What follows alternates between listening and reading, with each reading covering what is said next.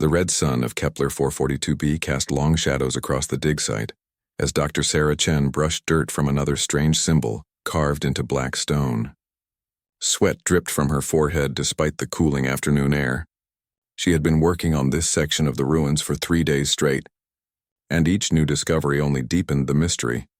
Professor Chen, "You should see this," called Marcus, one of her graduate students, from the far end of the excavation pit. His voice carried an excitement that made Sarah look up immediately. Sarah climbed out of the trench and walked across the rocky ground to where Marcus stood with 2 Zilithian workers.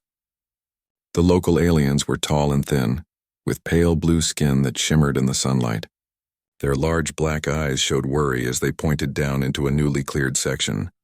"We found an entrance," Marcus said, barely able to contain himself. "It looks like it goes deep underground, much deeper than anything we've seen so far." Sarah knelt at the edge of the hole and peered down. Smooth stone steps disappeared into darkness below.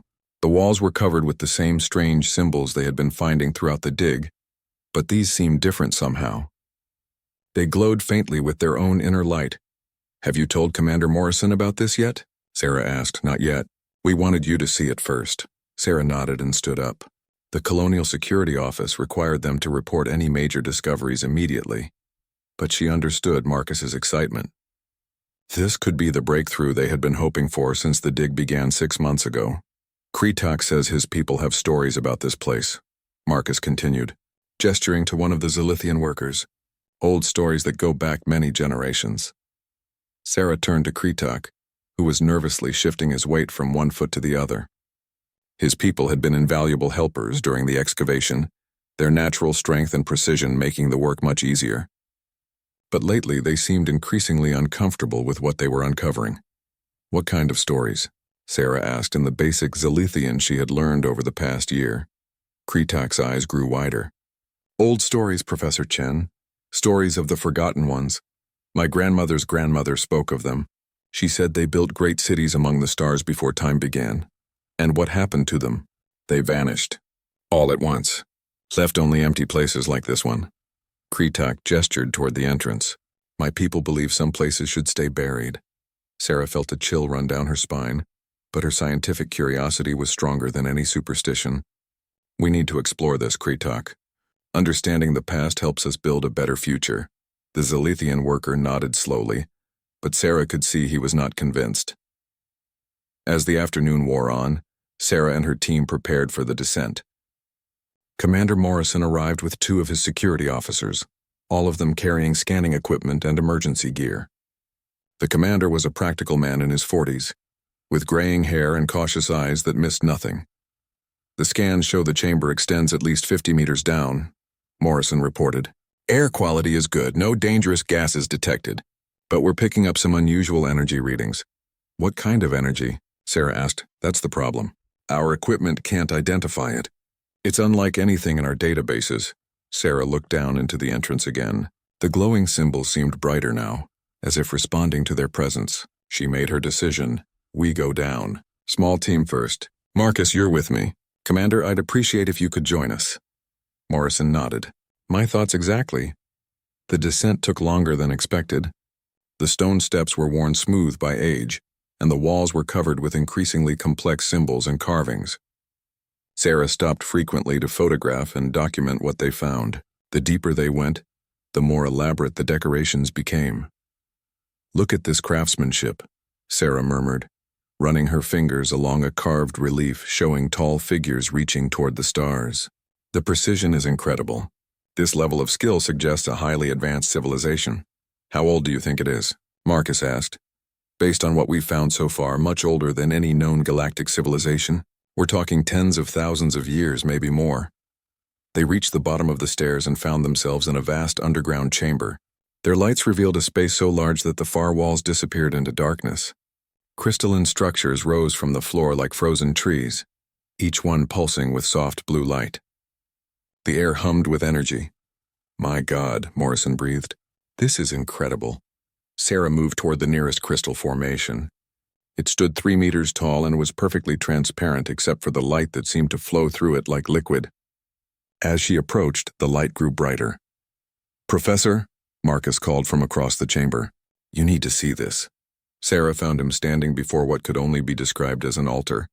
It was carved from the same black stone as the walls, but inlaid with precious metals that formed intricate patterns. Above it, symbols were carved deep into the stone wall, glowing with the same blue light as the crystals. These symbols are different from anything we've found above ground, Sarah observed. More complex, almost like they're trying to tell a complete story. She began photographing everything, but as she worked, she felt a strange sensation. The symbols seemed familiar somehow, as if she had seen them before in dreams or half-remembered thoughts. She shook her head, trying to focus on the scientific work at hand. "Commander, we should set up a proper survey," Sarah said. "This chamber needs to be completely documented. The historical significance is enormous." Morrison was examining one of the crystal formations with his scanner. "The energy readings are off the charts down here. Whatever these crystals are, they're generating power. Lots of it. From what source? Unknown. The energy signature doesn't match anything we know about." As they continued their initial survey, Sarah noticed that the Zilithian workers who had come down with them stayed near the entrance, unwilling to venture deeper into the chamber. Their nervousness was growing stronger. Hours passed as they documented their findings. The chamber revealed layer upon layer of mystery. The crystals seemed to be arranged in a specific pattern, and the symbols on the walls appeared to form a continuous narrative that spiraled around the entire space. When they finally climbed back to the surface, the sun was setting behind the distant mountains. The entire team was exhausted but exhilarated by the discovery. "We'll need to bring in specialists," Sarah said to Morrison as they secured the entrance for the night. "Linguists, energy experts, archaeologists from Earth. This discovery could change everything we know about galactic history." Morrison nodded, but his expression was troubled. "I'll send the report to Colonial Headquarters tonight. They'll probably want to restrict access until we know more about those energy readings." As the team packed up their equipment for the day, Sarah couldn't shake the feeling that they had uncovered something far more significant than ancient ruins. The symbols, the crystals, the obvious advanced technology, it all pointed to a civilization that was incredibly sophisticated. That night, as she reviewed the photographs in her tent, Sarah felt drawn to the symbols again. There was something about them that spoke to her on a level she couldn't understand. She found herself sketching similar patterns from memory, though she had no idea where the knowledge came from. Outside, the Zilithian workers sat around their fire, speaking in hushed tones about the forgotten ones and the old warnings. Sarah could hear the worry in their voices, even though she couldn't understand their words. Something had been awakened in the chamber below. She was certain of it. The question was what they had found, and whether they were prepared for the consequences of their discovery. 2 days after the chamber's discovery, Sarah woke to the sound of emergency sirens echoing across the colony. She stumbled out of her tent to find people running between buildings, all looking up at the morning sky with expressions of shock and fear. Commander Morrison's voice crackled over the camp's communication system. "All personnel report to emergency stations immediately. We have an unidentified vessel in orbit." "This is not a drill." Sarah grabbed her binoculars and joined the crowd of colonists staring upward. Even without the magnification, she could see it, a massive dark shape blocking out part of the sky. Through the binoculars, the ship looked like nothing she had ever seen. It was enormous, easily 10 times larger than the biggest human colony ships, with a design that seemed to blend organic curves with angular geometric patterns. "Professor Chen, report to the command center immediately," Morrison's voice called over the comm again. Sarah ran through the settlement to the central command building, where she found Morrison and his staff gathered around multiple displays showing scanner readings and communication attempts. The tension in the room was thick enough to cut. "What do we know?" Sarah asked as she joined them at the main console. "The ship appeared 6 hours ago," Morrison said grimly. "No warning, no response to our communication attempts. It's just sitting there scanning us. Any idea who they are? That's why I called you." Morrison pulled up a display showing close-up images of the alien vessel. "Look at these markings on the hull." Sarah stared at the screen. Along the ship's surface were symbols carved or painted in flowing script. Her breath caught in her throat. "Those symbols," she whispered. "They're similar to what we found in the chamber." "Similar how?" "The basic structure is the same, like they evolved from the same root language." Sarah felt her heart racing. "Commander, I think whoever built that ship knows about the ruins. Before Morrison could respond, every screen in the command center flickered and went dark. When they came back online, they showed the face of an alien being unlike anything in human records. The creature was tall and angular, with pale gray skin that seemed to shimmer with its own light. Its eyes were large and completely black like polished stone. Most striking was its age, this being looked ancient beyond measure, with deep lines carved into its face and a bearing that suggested centuries of experience. When it spoke, its voice was deep and resonant, carrying absolute authority. "Primitive species of the third planet," the alien said in perfect English. "You will cease all excavation activities immediately. You will remove your contaminating presence from the sacred site. You have one rotation of your planet to comply." The transmission ended, leaving the command center in stunned silence. "Sacred site?" Morrison said finally. "They know about the ruins." Sarah's mind was racing. "More than that. They've been watching us. How else would they know we found anything?" Over the next few hours, the situation became clearer but no less tense. The alien ship maintained its position directly above the dig site, making no aggressive moves but clearly demonstrating its overwhelming technological superiority. Long-range scanners detected at least 20 smaller vessels launching from the main ship, all taking positions around the colony. Lieutenant Parker, Morrison's communications officer, managed to establish a two-way channel with the alien vessel. The same ancient being appeared on screen, this time surrounded by other figures in elaborate robes. "I am High Priest Vexthalan of the Kethmari Dominion," the alien announced. "For 3,000 of your years we have maintained watch over the sacred sites of the progenitors. Your species lacks the wisdom to understand what you have disturbed." Sarah stepped forward before Morrison could stop her. "High Priest Vexthalan, I'm Dr. Sarah Chen, the lead archaeologist. We mean no disrespect to your beliefs, but this site contains invaluable scientific information. Surely we can find a way to study it together." The alien's black eyes fixed on her with what might have been amusement or contempt. "Study? Child species, your entire civilization is barely a moment in the span of galactic history. You understand nothing of what lies beneath your clumsy digging." "Then teach us," Sarah replied, surprising herself with her boldness. "If this site is as important as you say, wouldn't it be better to ensure it's properly understood rather than simply buried and forgotten?" High Priest Vexthalan's expression hardened. "The knowledge of the progenitors is not for lesser beings. Your kind spreads across the galaxy like a plague, consuming resources and destroying ancient wisdom. You are parasites, nothing more." Morrison stepped beside Sarah, his hand resting on his sidearm. "High Priest, we're willing to discuss this diplomatically, but we won't be threatened or insulted." The alien's laugh was like the sound of breaking glass. "Threatened? Commander of the parasites, you command 20 security officers and outdated weapons. I command a fleet that has maintained order in this sector since before your homeworld developed intelligent life. You are not in a position to make demands." Sarah studied the alien's face during this exchange, noting details that others might miss. His robes were covered with the same symbols they had found in the ruins, but in different arrangements. More importantly, she recognized some of the patterns from her own sketches, the ones she had drawn from memory without understanding why. "High Priest," Sarah said carefully, "you speak of progenitors. Are they your ancestors?" For the first time, uncertainty flickered across Vexthalan's features. The progenitors were the first children of creation.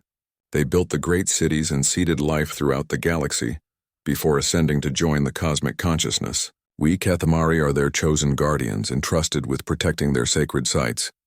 But you're not their direct descendants. Direct descendants? The alien's voice carried a note of confusion. The progenitors left no offspring. They transcended physical existence. Sarah felt a piece of the puzzle click into place, though she wasn't sure what it meant yet. Then how do you know so much about them? How do you know which sites are sacred? We have maintained the sacred text for millennia. We alone remember the true history. And these sacred texts, they're written in the same script we found in the ruins? Vexthalan's expression grew suspicious. You could not possibly read the first tongue. It is beyond the comprehension of lesser species. Sarah was about to respond when alarms began sounding throughout the command center. Lieutenant Parker looked up from his console with panic in his eyes. Commander, they're launching more ships, dozens of them heading directly for the dig site. Morrison moved to the tactical display. What's their ETA? 15 minutes, sir. Sarah grabbed Morrison's arm. Commander, we need to get to the chamber. I think I'm beginning to understand what's really going on here. Absolutely not. It's too dangerous, don't you see? The High Priest said they've been guardians for 3,000 years, but the ruins are much older than that. What if they don't know as much as they claim? Before Morrison could respond, Vexthalen's voice echoed through the command center again. Primitive Commander, my cleansing vessels approach your contaminated site. Remove your people immediately or they will be removed for you. Sarah looked at the displays showing the approaching alien ships, then at Morrison's grim face. The situation was spiraling out of control, and she felt certain that the answers lay in the chamber below. Commander, give me 30 minutes. Let me get to the ruins and try to understand what we're really dealing with. Morrison shook his head. Sarah, those ships will be here in 15 minutes. Even if I agreed, there's no time. Then we make time. Sarah turned toward the exit. I'm going whether you approve or not. This discovery is too important to lose because of fear and misunderstanding. As she reached the door, Morrison's voice stopped her. Take a security team. And Sarah, if those ships start firing, you get out of there immediately. Sarah nodded and ran toward the dig site, her heart pounding with more than just physical exertion. Something deep in her mind was stirring. Patterns and connections forming that she didn't fully understand yet. The symbols in her sketches, the familiar feeling of the ancient script. The way certain phrases seemed to hover just beyond her conscious memory. As she reached the entrance to the underground chamber, Sarah could see the alien ships descending through the atmosphere like dark birds of prey. Whatever was about to happen, she knew that the key to understanding it lay in the mysterious chamber below. Sarah reached the underground chamber just as the first Kethmari ships touched down around the dig site. Through the entrance above, she could hear the sound of their engines, a deep humming that seemed to vibrate through the stone itself. Marcus and 2 security officers had followed her down, against Morrison's direct orders. Professor, we should go back up, Sergeant Williams said nervously, checking his weapon for the 3rd time. The commander will have our heads if anything happens to you. Sarah ignored him, moving deeper into the chamber toward the central altar. The crystalline structures were glowing brighter than she had ever seen them, pulsing with increasing intensity as if responding to the alien presence above. Something's changing, Marcus observed, pointing his scanner at the nearest crystal formation. The energy output is increasing exponentially. Sarah approached the altar where the most complex symbols were carved. As she got closer, the glowing script seemed to shift and move as if the stone itself was alive. She pulled out her notebook and began comparing the symbols to her sketches, the ones she had drawn without understanding why. This is incredible, she whispered.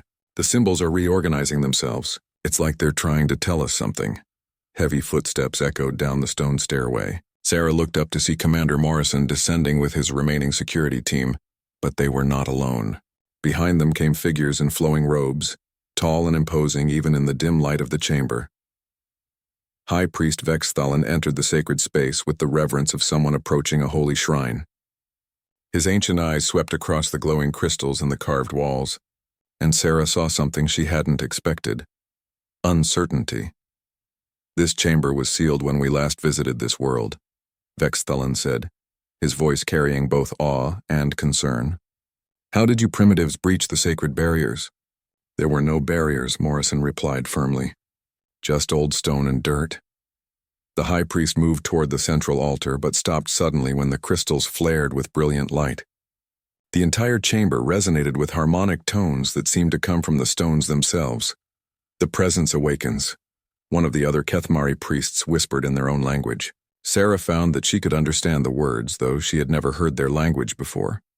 Vexthalen raised an ornate staff topped with a crystal that matched the formations in the chamber. We will perform the cleansing ritual. The contamination must be removed before the sacred knowledge is corrupted. Wait, Sarah stepped forward, positioning herself between the high priest and the altar. You said you've been guardians for 3,000 years. How long has it been since you were actually inside one of these chambers? The alien's black eyes fixed on her with growing irritation. Guardian of the progenitor sites does not require physical presence. We maintain the sacred vigil from above, so you don't actually know what's in here. Insolent child. We are the keepers of the sacred texts. We know all that needs to be known. Sarah felt something stirring in her mind like a memory trying to surface. The symbols on the walls seemed to be calling to her, their meaning hovering just beyond conscious understanding. What if your sacred texts are incomplete? What if there are things here that your ancestors never recorded? Vexthalen's grip tightened on his staff. Impossible. The first priest received the complete knowledge directly from the progenitors before their ascension. Then prove it. Sarah gestured toward the altar. Read the symbols. Tell us what they say. For the first time since entering the chamber, the high priest hesitated. He moved closer to the carved wall, his staff held high, and began to chant in what Sarah assumed was the ancient tongue. But as he spoke, she realized something was wrong. The symbols on the wall dimmed as Vexthalen chanted, as if rejecting his words. The crystal's harmonic resonance became discordant, and several of the Kethmari priests stepped back in alarm. The sacred words are not being accepted, one of them said in their language. Silence, Vexthalen commanded, but Sarah could hear the uncertainty in his voice. The contamination from these parasites has corrupted the sacred space. Sarah stepped closer to the wall, studying the symbols that seemed to pulse with their own inner light. As she focused on them, patterns began to emerge. Not just individual symbols, but entire phrases and concepts that somehow made sense to her. High Priest, she said quietly, what if the contamination isn't from us? What if your understanding of the ancient tongue has been corrupted over the centuries? Blasphemy! Vexthalen raised his staff, energy crackling around its crystal tip. You dare suggest that we, the chosen guardians, have lost the sacred knowledge? I'm suggesting that maybe the knowledge was never meant to be guarded. Maybe it was meant to be found. The alien priest's face contorted with rage. Your species has existed for mere moments in galactic history. You know nothing of the great cycles, nothing of the cosmic order. You are insects attempting to comprehend the mind of gods. Sarah felt something click in her mind, like tumblers falling into place in a vast lock. The symbols on the wall were becoming clearer, their meaning starting to coalesce into understanding. What if we're not insects? She asked, her voice growing stronger. What if we're something else entirely? Enough! Vexthalen pointed his staff directly at Sarah. You will be silent while I cleanse this sacred space of your contamination.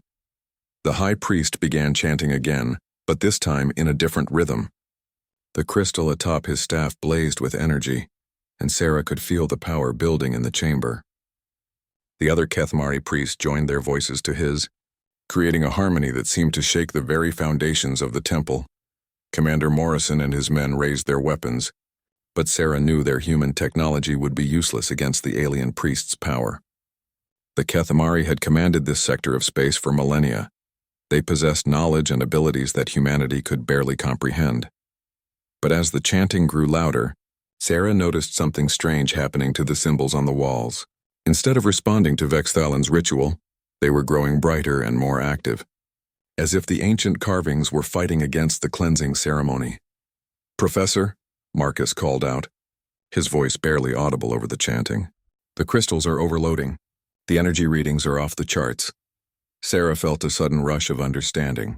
The symbols weren't just decorative or historical. They were some kind of interface, a way to communicate with whatever intelligence had built this place. And that intelligence was responding not to the Kethmari ritual, but to her presence. She approached the central altar, ignoring Vexthalen's increasingly frantic chanting. The symbols carved into its surface were rearranging themselves, forming new patterns that seemed to speak directly to her subconscious mind. Sarah, get away from there, Morrison shouted, but she couldn't stop now.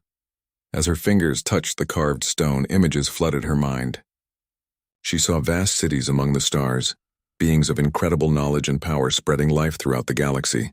She saw the long decline and eventual disappearance of this ancient race, their final journey to a small blue world on the edge of known space. The visions came faster now, showing her scenes that she somehow knew were true, despite never having witnessed them. The progenitors hadn't ascended to cosmic consciousness. They had hidden themselves, disguising their presence by seeding their essence into primitive life forms on countless worlds. One world in particular. Sarah's consciousness expanded, touching something vast and ancient that had been waiting in the depths of human DNA for thousands of generations. The knowledge of the progenitors wasn't lost. It was sleeping, waiting for the right moment to awaken. And that moment was now. Sarah opened her eyes to find every person in the chamber staring at her. The Kethmari had stopped chanting, their faces showing confusion and growing fear. High Priest Vexthalan stood frozen, his staff trembling in his grasp. The symbols on the walls were now blazing with brilliant light, and Sarah could read them as easily as if they were written in English. More than that, she could feel the consciousness behind them, ancient and patient and filled with love for its scattered children. She looked at Vexthalan, seeing him clearly for the first time. The Kethmari were guardians, yes, but they were guardians who had forgotten what they were protecting. They had spent millennia worshipping the memory of the progenitors while the true inheritors of that legacy lived and breathed among the stars. Sarah opened her mouth to speak, and the words that came out were not in any human language. The words flowed from Sarah's lips like water from a long-sealed spring, each syllable carrying the weight of ages. The ancient tongue felt natural on her tongue, as if she had been speaking it all her life. Kethabal Narazultek, Morden Kelathi Nesh. The effect was immediate and dramatic. High Priest Vexthalan's staff slipped from his nerveless fingers, clattering against the stone floor. His ancient face went pale, and his black eyes widened with something beyond shock, with the terrible recognition of a truth that shattered everything he believed. Impossible, he whispered, the word barely audible in the sudden silence of the chamber. The crystalline formations around them erupted in brilliant light, their harmonic tones rising to a crescendo that seemed to resonate through the very fabric of reality. The symbols carved into the walls blazed like stars, and the air itself began to shimmer with energy. Sarah felt the consciousness that dwelt within the ancient stones reaching out to her, welcoming her home after an exile that had lasted millennia. Images flooded her mind, not the confused visions she had experienced before, but clear, perfect memories that belonged to her on a level deeper than genetics. She saw the truth of the progenitors, the first children of the galaxy, who had spread life and knowledge to countless worlds.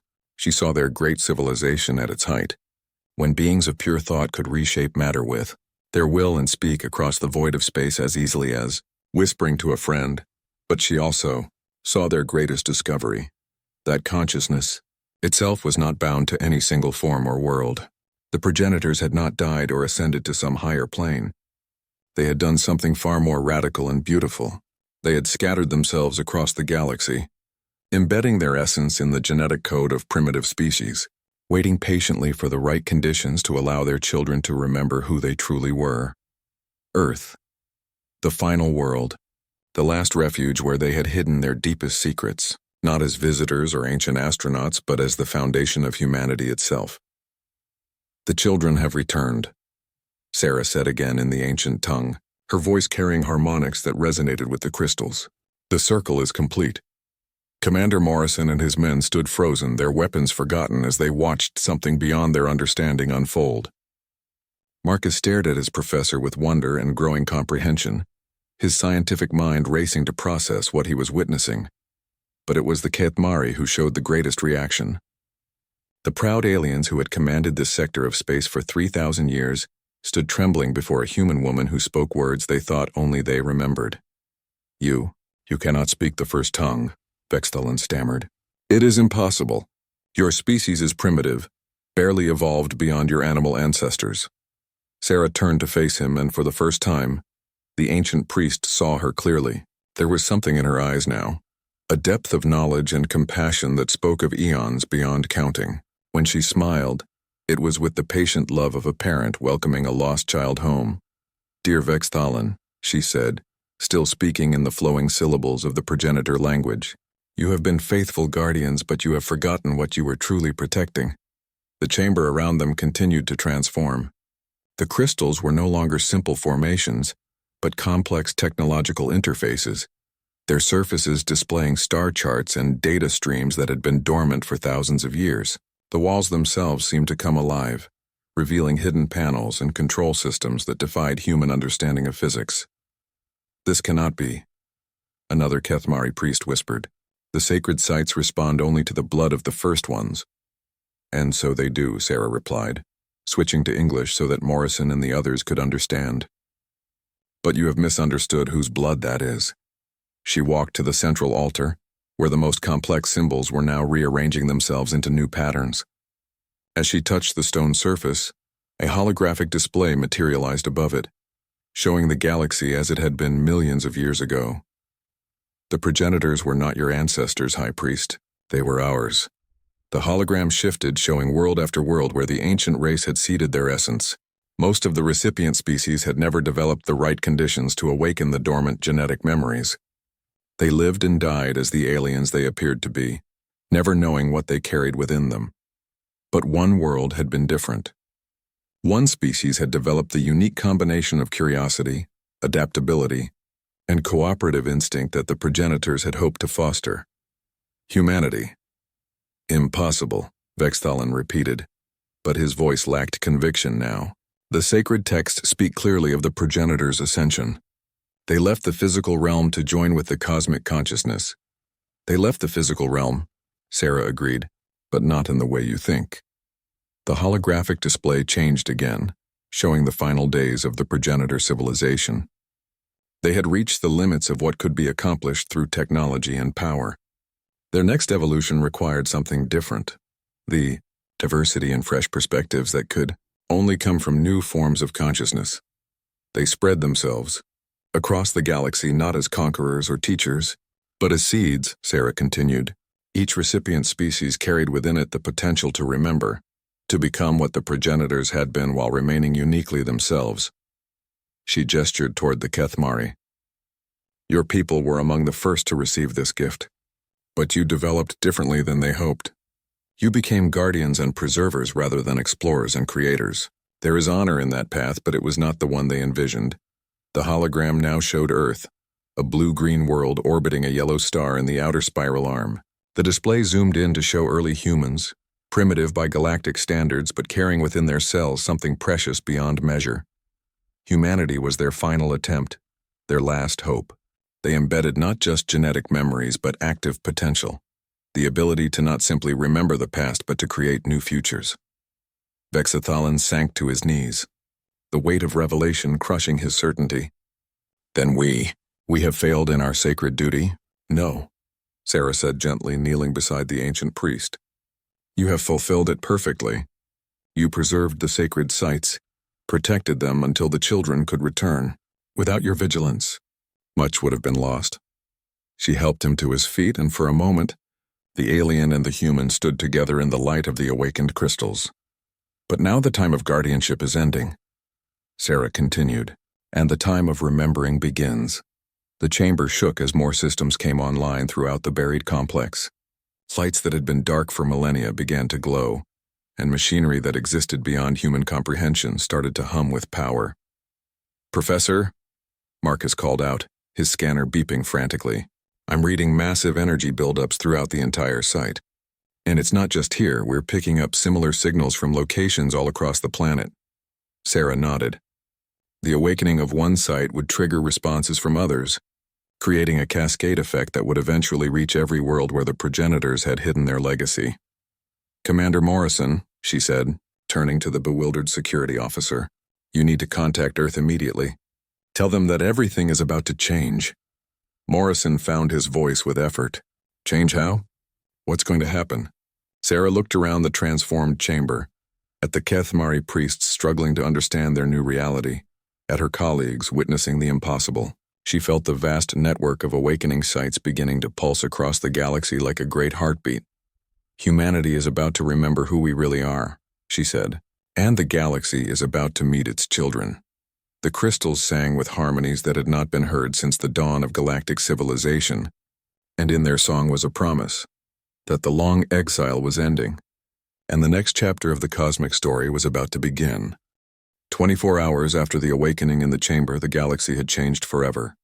Sarah stood in the observation deck of the newly activated progenitor facility, watching as ships from dozens of species approached the planet. The massive complex had risen from beneath the dig site like a technological flower, blooming after a long winter, its crystalline spires reaching toward the stars. Commander Morrison joined her at the viewing window, still looking overwhelmed by the rapid pace of events. The Galactic Council is requesting an emergency session, he reported. Every major species wants answers about what's happening. And they deserve them, Sarah replied, though her attention was focused on the data streams flowing through her consciousness. The awakening had not only unlocked her genetic memories, but had also given her access to the vast information network that connected all progenitor sites across the galaxy. Through this network, she could see other awakening sites. On the human colony of New Geneva, archaeological teams were reporting similar discoveries. On Proxima Centauri B, dormant ruins had suddenly come to life. Most remarkably, on Earth itself, ancient sites that had puzzled historians for centuries were now revealing their true purpose. Stonehenge, the pyramids of Giza, the Nazca lines, all were progenitor installations that had been waiting for the right genetic key to unlock them, and that key was carried in human DNA. "Professor Chen," Marcus called from the main console. "You need to see this. We're receiving transmissions from Earth." Sarah moved to the communication station, where a holographic display showed her colleague Dr. James Wright from the University of Cambridge. The elderly archaeologist looked shaken but excited. "Sarah, it's incredible," Wright said. "The moment your site activated, we started getting responses from ancient sites all over Earth. But it's not just the famous ones. There are installations activating in places we never suspected. Underground complexes beneath the ocean floors, hidden chambers in mountain ranges, even orbital platforms that have been masquerading as asteroids for millennia." "What about the other colonies?" Sarah asked. "Every human settlement is reporting similar phenomena. It's as if the entire network has been waiting for a single activation signal." Wright paused. "Sarah, what did you find down there?" Before Sarah could answer, alarms began sounding throughout the facility. She turned to see Morrison at the tactical display, his face grim. "We have incoming ships," he announced. "Multiple species, and they don't look happy." Through the viewing window, Sarah could see the approaching vessels. Kethmari ships moved alongside Xantorian cruisers and Vegan destroyers. The most powerful species in the galaxy were converging on their location, and she doubted they were coming to congratulate humanity on its discovery. "They're afraid," Sarah realized. For 3 millennia, they've been the dominant powers. Now they're discovering that a species they considered primitive has a legitimate claim to technologies that predate their civilizations. High Priest Vexthalan approached from the other side of the observation deck. In the past day, the ancient alien had seemed to age decades as he struggled to reconcile his beliefs with the new reality. But there was something different in his bearing now, a kind of peaceful acceptance. "The Council will not accept this easily," he warned. "Many species have built their power on the belief that they are the natural rulers of the galaxy. To discover that they are, in essence, children playing with toys they do not understand, it will not sit well." "Then we help them understand," Sarah said firmly. "This isn't about human superiority or conquest. It's about remembering our common origins and working together toward something greater." An hour later, Sarah found herself standing before the assembled representatives of the Galactic Council. The great chamber aboard the neutral station orbiting Kepler-422 2b was filled with beings from across the galaxy, all of them staring at the human woman who had shattered their understanding of cosmic history. The Xantorian ambassador, a tall reptilian being with golden scales, spoke first. "Dr. Chen, you claim that humanity has some special connection to the progenitor sites. Yet your species has existed for mere moments in galactic terms. How do you explain this contradiction?" Sarah stepped forward, her voice clear and confident. She had been preparing for this moment since the awakening, drawing on both her scientific training and the vast knowledge now available to her. "There is no contradiction, Ambassador. The progenitors did not disappear. They evolved. They recognized that true progress required diversity of thought and experience, so they chose to spread their consciousness across the galaxy, embedding it in the genetic codes of developing species." A murmur of disbelief rippled through the assembled delegates. Humanity received the final and most complete version of this gift. Sarah continued, "Not because we were chosen above others, but because we were their last attempt to create a species that could balance individual creativity with cooperative instinct."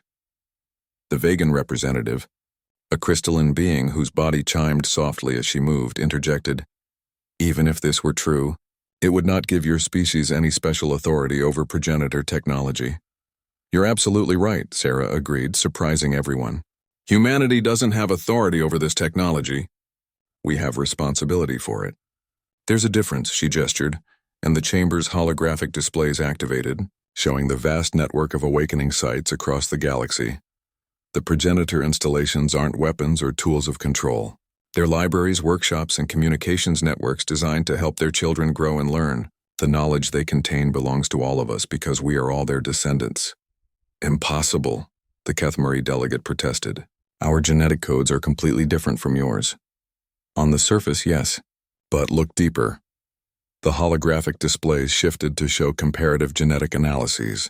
Every spacefaring species in this council carries markers of progenitor influence. The differences in our evolution created different aspects of their legacy. Sarah looked around the chamber, making eye contact with each delegate. The Kethmari became guardians and preservers. The Xantorians developed strategic thinking and leadership abilities.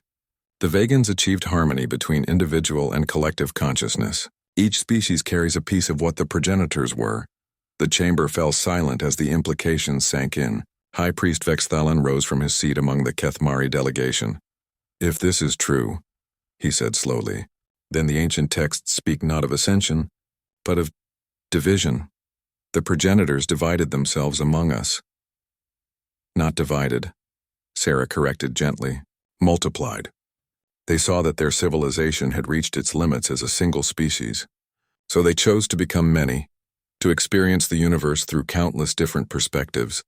She paused, letting the weight of revelation settle over the assembly. The awakening installations aren't just repositories of ancient knowledge. They're invitations to reunification, not to become what the progenitors were, but to become what they hoped we could grow into together. The Xantorian ambassador leaned forward. And what exactly are you proposing, Dr. Chen? A new kind of galactic civilization. One based not on conquest or dominance, but on cooperation and shared knowledge. The installations can teach us things we never imagined. How to heal dying worlds, how to travel between galaxies, how to create new forms of life. Sarah gestured again, and the display showed images from the awakening sites. Worlds being restored to health, new technologies emerging, species learning to work together in ways they never had before. But this knowledge comes with a price, she continued. We have to give up the old ways of thinking. We have to stop seeing ourselves as separate species competing for resources and start seeing ourselves as what we really are, different aspects of the same cosmic family. The debate that followed lasted for hours. Some delegates were intrigued by the possibilities Sarah described. Others were terrified of losing their traditional power structures. But gradually a consensus began to emerge. The universe was bigger and more connected than any of them had imagined. The choice was clear. They could cling to old prejudices and miss the opportunity of a lifetime, or they could take the next step in galactic evolution. When the vote was finally taken, it was closer than Sarah had hoped, but decisive enough to matter. The Galactic Council would establish a new cooperative framework for studying and utilizing progenitor technology, with representatives from all species working together. As the session ended and delegates began to disperse, High Priest Vexthalan approached Sarah once more. You have given us a great gift today, Dr. Chen, he said formally, and a great responsibility. We've given it to each other, Sarah replied. That's what families do. Looking out at the stars through the station's viewing ports, Sarah felt the vast network of awakening installations pulsing across the galaxy like a great heartbeat. Humanity had found its place among the stars not through conquest or technological superiority, but by remembering who they had always been. The children of the progenitors were finally coming home, and the galaxy would never be the same.